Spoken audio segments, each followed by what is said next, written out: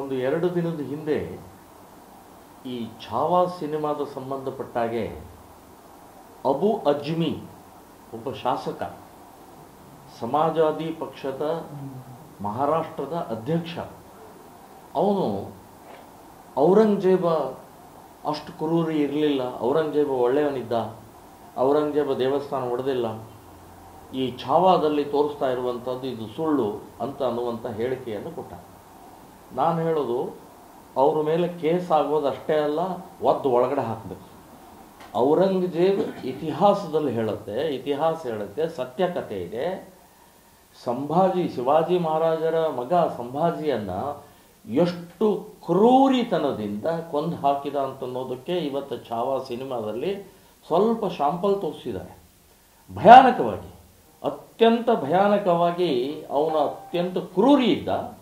ಹಿಂದೂ ದೇವಸ್ಥಾನಗಳನ್ನ ಒಡೆದವನು, ಕಾಶಿ ವಿಶ್ವನಾಥನ ದೇವಸ್ಥಾನ ಒಡೆದವನೇ ಔರಂಗಜೇಬ. ಮತ್ತು ತನ್ನ ಅಪ್ಪನನ್ನೇ ಜೈಲೊಳಗಿಟ್ಟಂಥ ಇವನು ಅಣ್ಣನನ್ನೇ ಕೊಂದು ರುಂಡ ಜೈಲೊಳಗೆ ತಮ್ಮ ಅಪ್ಪನಿಗೆ ಕಳಿಸ್ತಾನೆ. ಮತ್ತು ಸಿಖ್ ಜನಾಂಗದ 8ನೇಯ ಗುರು ತೇಗ್ ಬಹದ್ದೂರನ್ನು ಗರ್ಗಸದಿಂದ ನೇರವಾಗಿ ಅವರನ್ನು ಕೊರಿತಾನೆ. ಇಂಥ ಕ್ರೂರಿ ಇತಿಹಾಸ ಇರುವಂಥ ವ್ಯಕ್ತಿಗೆ ಔರಂಗಜೇಬ ಕ್ರೂರಿ ಇರಲಿಲ್ಲ, ಭಾಳ ಒಳ್ಳೆಯ ಇದ್ದ, ಧರ್ಮಿಷ್ಠ ಇದ್ದ ಅಂತ ಹೇಳುವಂಥ ಅಬು ಅಜ್ಮಿ ದೇಶದ್ರೋಹಿ. ಅವ್ರ ಮೇಲೆ ಕೇಸ್ ಆಗಬೇಕು, ಒಳಗಡೆ ಹಾಕಬೇಕು. ಅಷ್ಟೇ ಅಲ್ಲ, ಈ ಸಂಭಾಜಿಯನ್ನು ಹೇಗೆ ಚರ್ಮ ಸುಲಿದು ಉಗುರುಗಳನ್ನು ಕಿತ್ತು ಅತ್ಯಂತ ಭಯಾನಕವಾಗಿ ಹಿಂಸೆ ಕೊಟ್ಟರು, ಅದೇ ಮಾದರಿಯಲ್ಲಿ ಅಬು ಅಜ್ಮಿಗೆ ಒಂದು ಸಲ ಕೊಡಬೇಕು. ಇತಿಹಾಸ ಇದೆ, ಇದೇನು ಕಟ್ಟು ಕಥೆ ಕಲ್ಪನೆ ಅಲ್ಲ. ಸೊ ಅಬು ಅಜ್ಮಿ ಅನ್ನುವಂಥದ್ದು ಇತಿಹಾಸ ಒಂದು ಸಲ ಓದಬೇಕು, ಏನಿದೆ ಅಂತನ್ನೋದು. ಕಾಂಗ್ರೆಸ್ ಬರೆದಂಥ ಇತಿಹಾಸ, ಕಮ್ಯುನಿಸ್ಟ್ ಬರೆದಂಥ ಇತಿಹಾಸವನ್ನು ನಾವು ಓದ್ತಾ ಇದ್ದೀವಿ. ಔರಂಗಜೇಬ, ಬಾಬರ, ಹುಮಾಯೂನ ಇಂಥವ್ರ ಕಥೆಗಳನ್ನು ಓದ್ತಾ ಇದ್ದೀವಿ.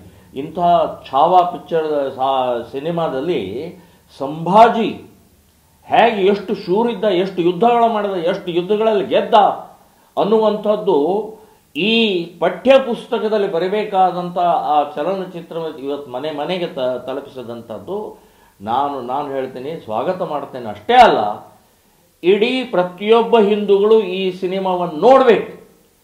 ಇದನ್ನು ನೋಡಿ ಹೇಗೆ ದೇಶಭಕ್ತಿ, ಹೇಗೆ ಧರ್ಮನಿಷ್ಠೆ ಇತ್ತು ಅಂತನ್ನುವಂಥದ್ದು ತಿಳ್ಕೊಳ್ಬೇಕು ಅಂತನ್ನುವಂಥದ್ದು ಈ ಸಂದರ್ಭದಲ್ಲಿ ಒಂದು ಮೊದಲೇ ವಿಷಯ.